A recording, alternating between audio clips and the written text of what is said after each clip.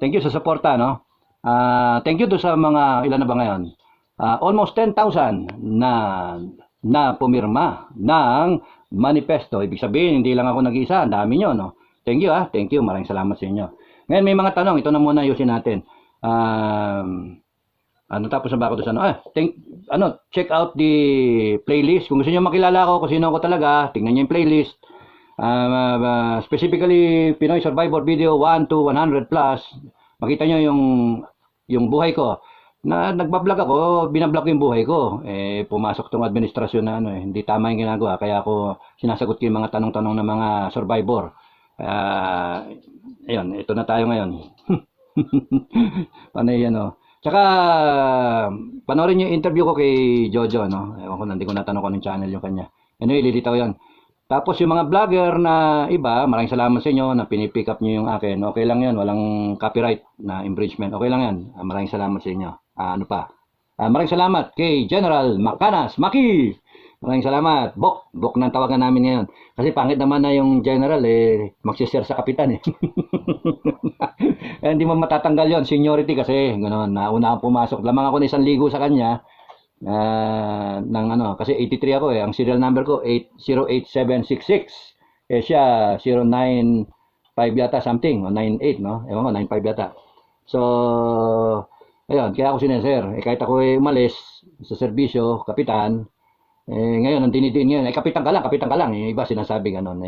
Kasalanan ko ba kapitan ako kung mag-isip ako parang general? Tapos tinatakot ako. Hindi ako pwedeng takutin, no? Hindi ako pwedeng takutin. Okay, so, maraming salamat sa inyo. Ngayon, thank you, Maki. Tagalogin mo kung pwede, kung kaya mong tagalogin. Maraming salamat para maintindihan. At yung ibang vlogger, pick upin ninyo, gawin yung huwag kayo matakot. Tinatakot, pero hayaan mo. Kasi matakot sila sa dami ng taong bayan. No? Kaso, bring it on. Kasuhan nyo ako kasi pag ako kinasuhan nyo, magpapakulong ako. That makes a hero out of me. And the people will hate you. Sinasabi ko na yon. Kasuhan nyo ako, I will show my defiance. Sinasabi ko na, I will show my defiance. Kasuhan nyo ako, I will not defend myself. Sabihin ko na lang na, sige, guilty ako, sabihin nyo. Sige, sabihin ko, hindi ako guilty, lutuin nyo, kulong nyo ako. Fine, make a hero out of me. Hintayin ko na lang na mawala yung administration. Because doon kayo pupunta no? Ngayon, kung kayo, maraming imbis na tinatakot nyo yung mga taong pumipirma, it shows, it's a sign na kayo, kinakabahan kayo. Yan, kinakabahan kayo. Masyado kayong natatakot sa tao. No? Ba't yung kinakailangan isuppress ang tao, yung intensyon, yung mga ng tao? Hayaan nyo sila magpirma. How sure are you pipirmin? 30 million? 30 million? Oh, come on. Okay, masyado naman kayong nakakabahan. Hindi ganyan ang Pilipino. Gawa rin kayo ng manifest nyo. Sabi ko sa interview, gawa kayo ng manifest nyo sarili. We support BBM as the president. Yung ganun ba? Gusto nyo ako gagawa ng manifest para sa inyo? Pwede rin. Pirma kayo. Lahat kayo loyal kay BBM. Lahat kayo. Pirma kayo. We voted for BBM. We are the 31 million who voted for BBM. We support him up to this moment. Naniniwala kami sa suppression ng Pilipino, sa pagkikil ng hustisya, ng mga karapatang pangtao, yung freedom of expression yun. Naniniwala kami na dapat tanggalin yung SMNI na yan, na dapat ikulong si Celis at si Badoy, na dapat yung ICC papasukin at ikulong, imbestigahan si Duterte, at pati na rin si Inday Sara, at pati siya dapat ma-impeach.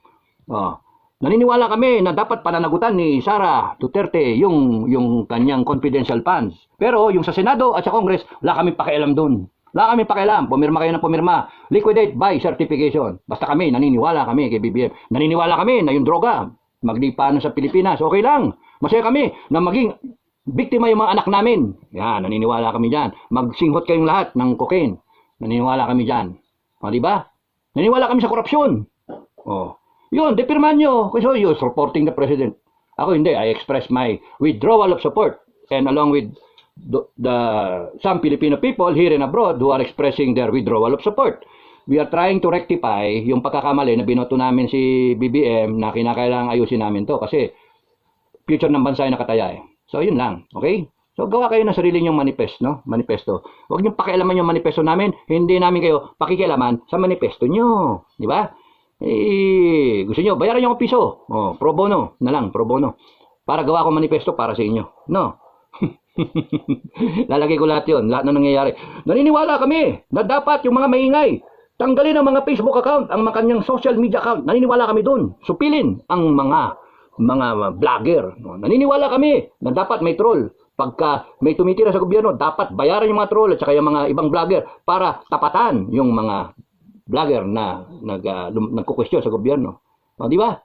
May maganda tahimik tayo, di ba?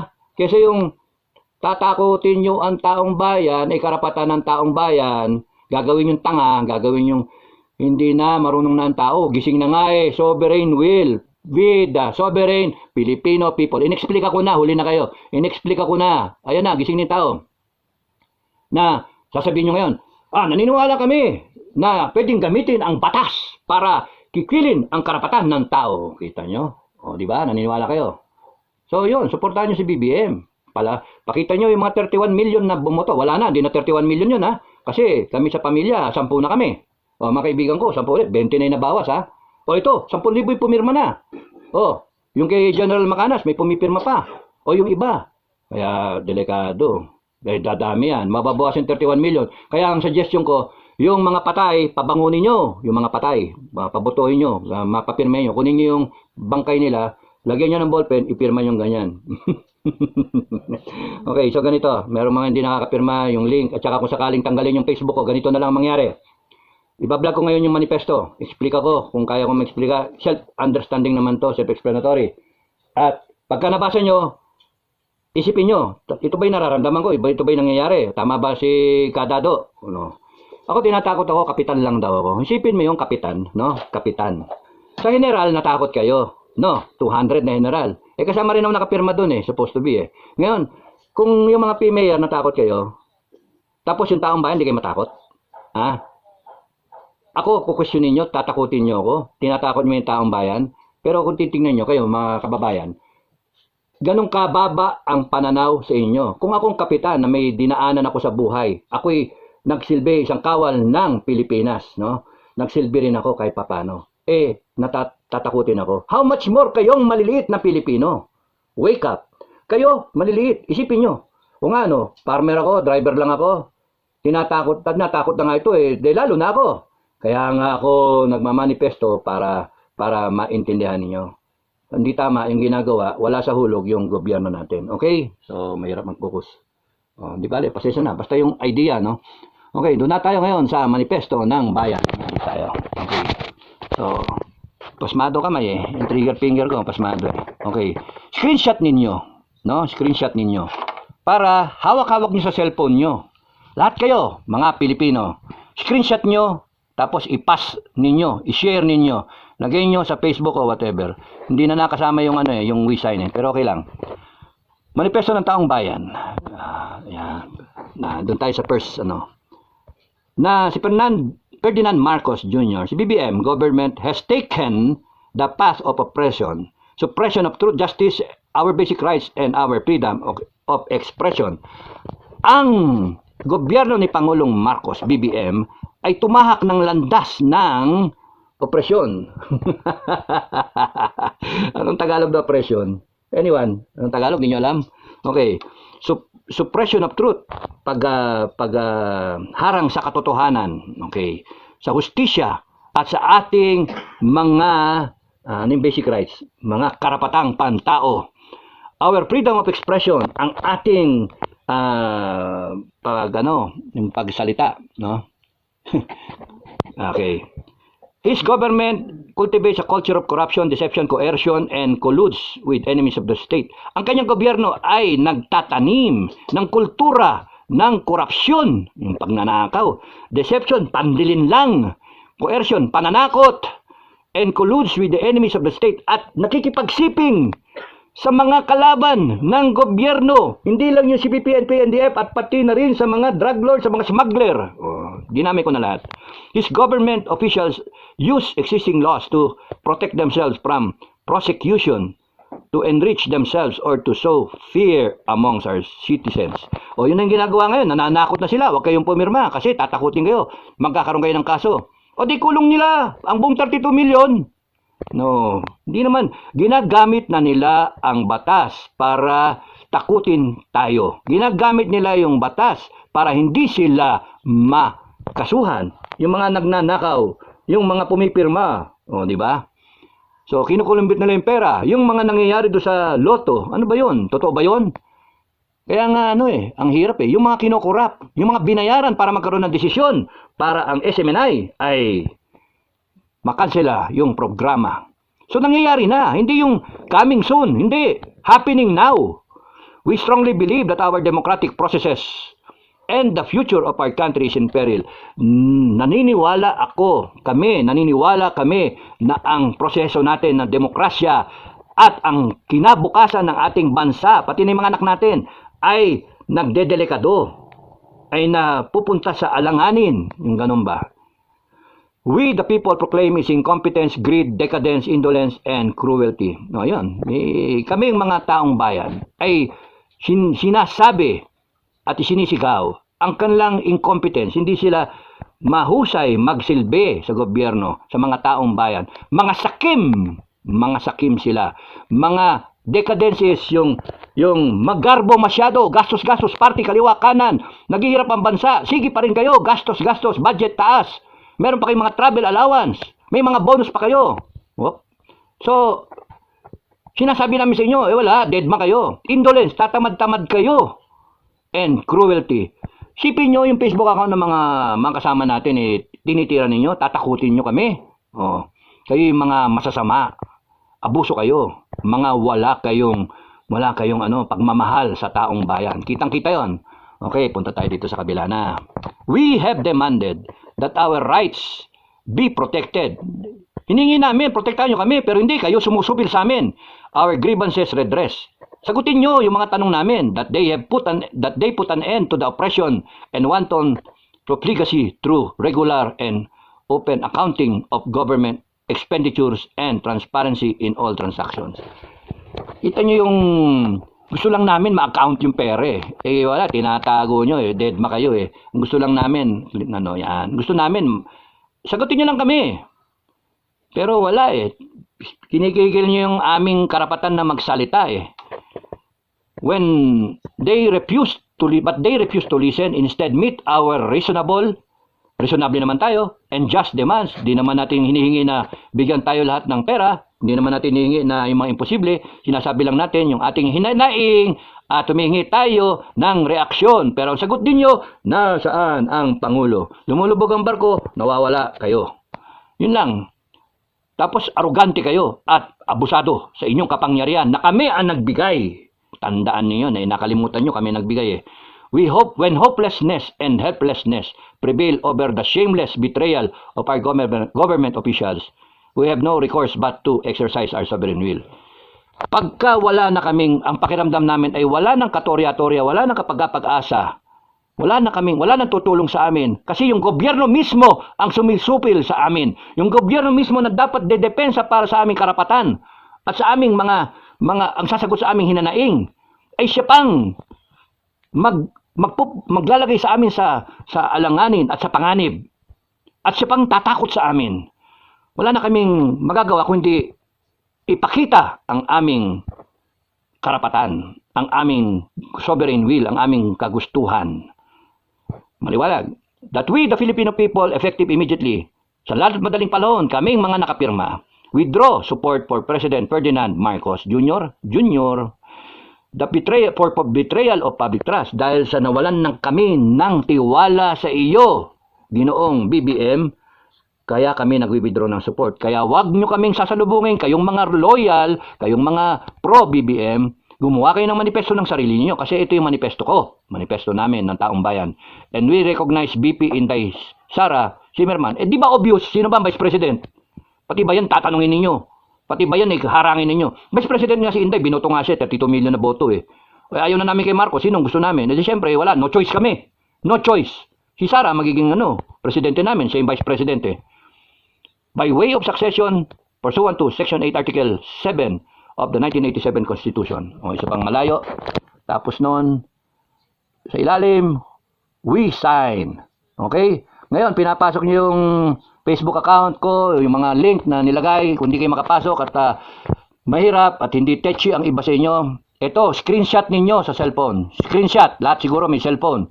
Pakita ninyo sa iyong mga kapatid, magulang, kamag-anak, kaibigan. Pakita nyo. O kaya itong screenshot na to, i-post ninyo sa inyong Facebook account. O di tanggalin lahat ng Facebook account natin, magagalit na yung Facebook. Magagalit na. 82 million subscribers, mawala. Kalahati nun, mawala negosyo Facebook. So, i-screenshot ninyo.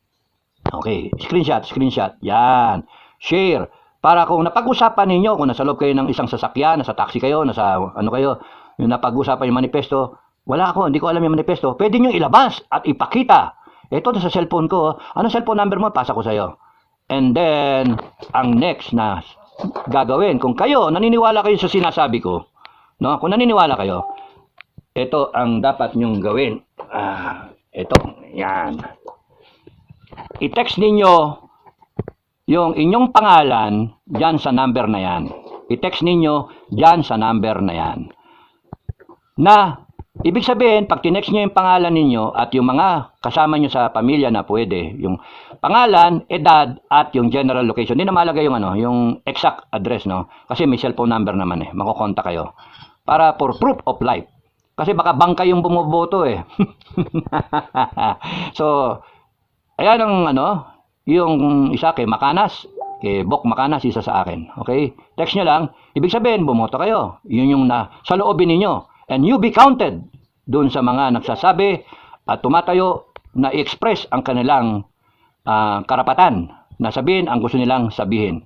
Yan ang number. I-text niyo. Kaya nasa kayo lupalop, kung hindi pa rin kayo nasa international kayo, i-text niyo kamag-anak nyo at i-text nyo. Sige.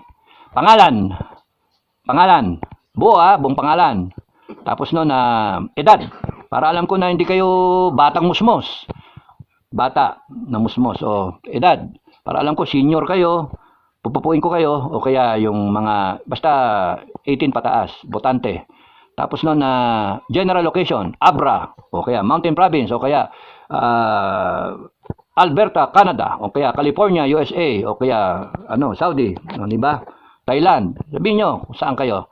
O kaya ano yung profession ninyo, no? Siya nga pala, bago yun. Edad, profession nyo, at saka general location. So, yun. Again, anong itetext ninyo? Huwag kayo magte-text kung hindi kayo nakakaintindi, hindi nyo naintindihan yung manifesto. Ha? Huwag nyong intindihin nyo to, screenshot ninyo para mababasa ninyo.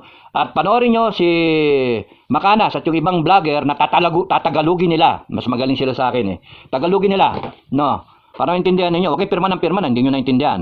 Para kayong, dapat pirmahan ninyo. Ngayon, yung mga supporter ni BBM, kung gusto nyo, gagawa rin ako ng manifesto para sa inyo. Yung sinasabi ko kanina. Pirma rin kayo. Okay? Walang pakialaman. Basta kami, in-express namin yung gusto namin. No? Kinokorek namin yung mali namin. Kasi naintindihan namin ngayon sa mga pangyayari. Hindi kami may kasalanan nung kayo nagpakite ng totoon yung kulay. Kami, nung nakita namin totoon yung kulay, nakita namin, mali yung ginawa namin, niluklok namin kayo. Kaya ngayon, itinutuwid namin. Anong sasabihin yung kami nagre-rebelde, mga loko-loko? Hindi nga kami, we're not taking up arms against the government. We are expressing our freedom to speak out and say what we want. Okay? So, yon. Okay, galit na naman ako. So, yan. Screenshot nyo lang at i-express nyo dito. Yan, dyan sa numero na yan. Okay? Yung pula, kay Maki, kay Bok General Makanas. Caballero Makanas. Ngayon, isa. Kanino ba yung number na yan? Ewan ko. Mas nakita ko lang yan Text nyo dyan, i-calculate para malaman natin.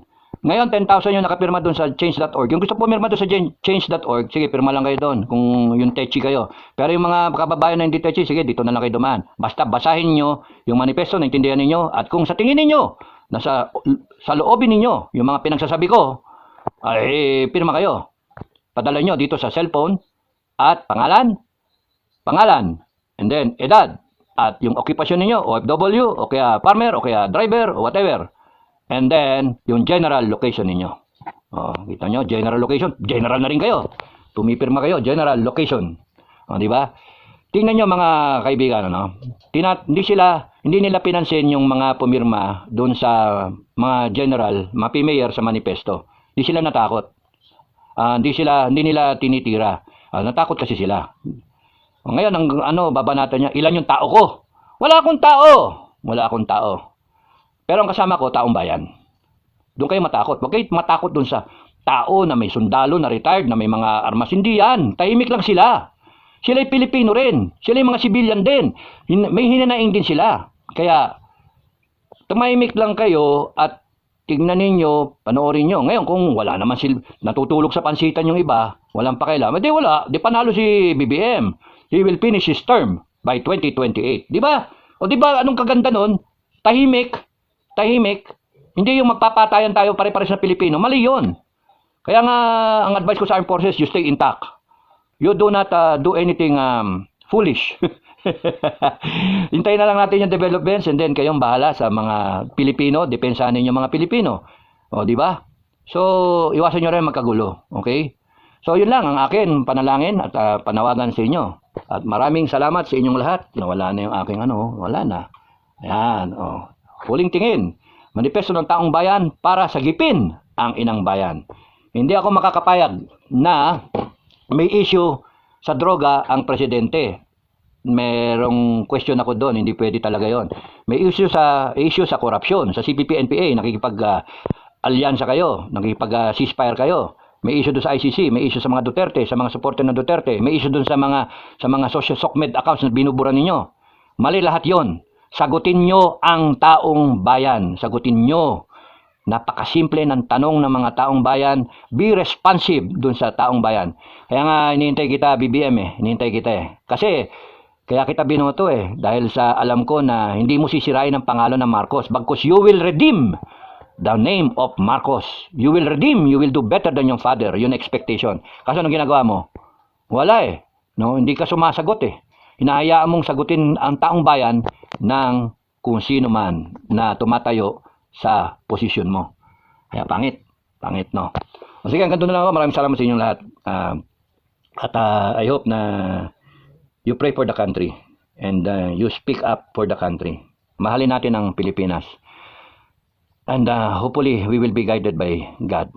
Maraming salamat sa inyong lahat. God bless everyone.